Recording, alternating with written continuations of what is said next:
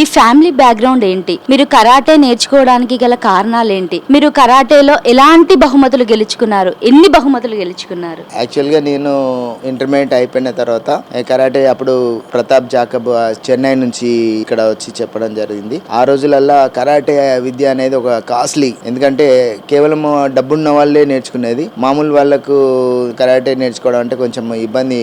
ఆ రోజులల్లా ఒక 30 రూపీస్ దొరకాలంటే చాలా చాలా కష్టము. నాకు కూడా ఆ రోజులలో నేను 30 రూపీస్ లేని పరిస్థితిలో ఒక 10 మెంబర్స్ గ్యాదరింగ్ చేసి ఆ మాస్టర్ కి నేను అప్పచెప్తే నాకు ఫ్రీగా చెప్పడం జరిగింది. అంటే నాకు డ్రీమ్, ఒక కసి, ఒక పట్టుదల, నేను కరాటే నేర్చుకోవాలి, ఒక మంచి స్టైల్ ఉండాలి అని ఒకటి ఆ గోల్ ఉండేది. యాక్చువల్గా ఏంటంటే నేను కరాటే నేర్చుకున్నప్పుడు కనీసం ఒక బెల్ట్ నాకు వస్తుందా అనే ఫీల్ ఉండేది. కానీ మాస్టర్ నాకు ఎంతైతే చెప్పిండో దానికి రెట్టింపుగా నేను నా ఓన్ కృషితోని పట్టుదలతోని పడుకుంటే లేస్తే కూడా ఎప్పుడు ఇంకా ఏం చేయాలి, కొత్త ఆధారంగా ఏం చేయాలి అని ఎక్కువ ఆర్నిషల్ ప్రాక్టీస్ చేసి ఒక 5 కిలోమీటర్స్ రన్నింగ్ చేసి మళ్ళీ అక్కడ పోయినాక మళ్ళీ కరాటే ప్రాక్టీస్ చేసి అలాంటి దీన్ని ఒక బెల్ట్ వస్తుందా అనే అట్లాంటి పరిస్థితిలో నాకు ఫస్ట్ టోర్నమెంట్ లో నేను ఓడిపోవడం జరిగింది. ఆ ఓడిపోవడం కూడా పార్షాలిటీ చేసి నన్ను ఓడగొట్టిండు. సెకండ్ టైమ్ లో కూడా అట్లాంటి ఇబ్బంది ఎదుర్కొన్న తర్వాత మళ్ళా ఇంకా బాగా కసితోని పట్టుదలతోని ప్రాక్టీస్ చేసి ప్రతి ఏ టోర్నమెంట్ పోయినాక నాకు ముందట